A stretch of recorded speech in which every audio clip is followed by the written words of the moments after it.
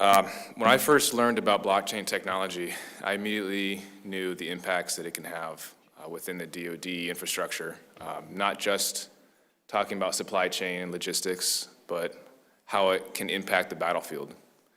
And so I went off and developed a grand vision of how to do just that, right? And it can be stemmed from a conversation that occurred back in 2014 when, just after Russia invaded Ukraine for the first time, the president asked the Joint Chiefs of Staff, how many Hellfire missiles do we have if Russia continues west? And their response was, I don't know. A few years later, Russia invaded Ukraine again and asked a similar question, how many tanks do we have if Russia continues west?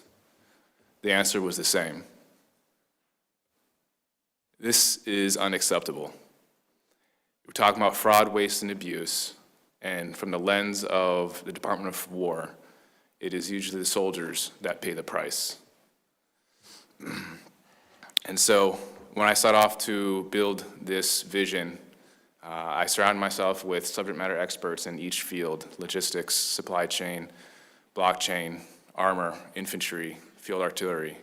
And for years, we were iterating on how to do just that, how to implement this technology. And that eventually led me to briefing General Kurula, 4-star commander of COCOM, Central Command. And he recognized that it wasn't within his scope to implement, but rather within AMC.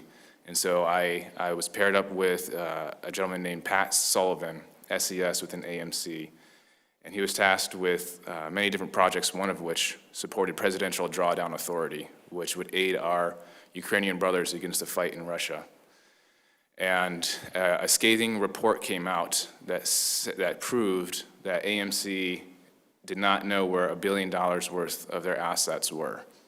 They loaded them onto the docks, and that was the end of it, right?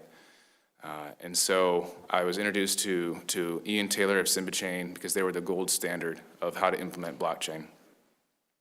And then eventually, by leveraging AFRL's existing infrastructure and partnering with organizations such as AMC, the 75th Innovation Command, which I represent, ASC, the 21st TSC, ACUA, DLA, and the list goes on, we were able to finally put this into action, a very small, tailored vision of my grand vision into an applicable way forward.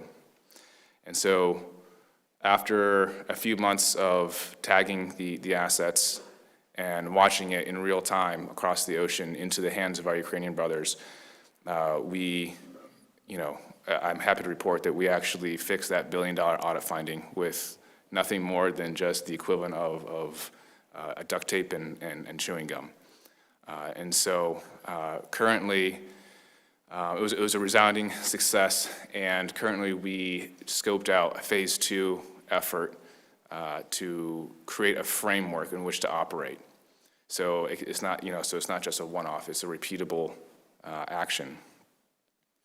And this would include, but not be limited to, the transfer of ownerships between all those organizations that I just spoke about, right? Because every single time that an asset transfers from AMC to ASC to the 21st TSC to Ukraine, it gets lost everywhere in between, right? All these disparate systems don't talk to each other. So we scoped out a solution with blockchain that would be able to provide in-transit visibility real time without any questions asked.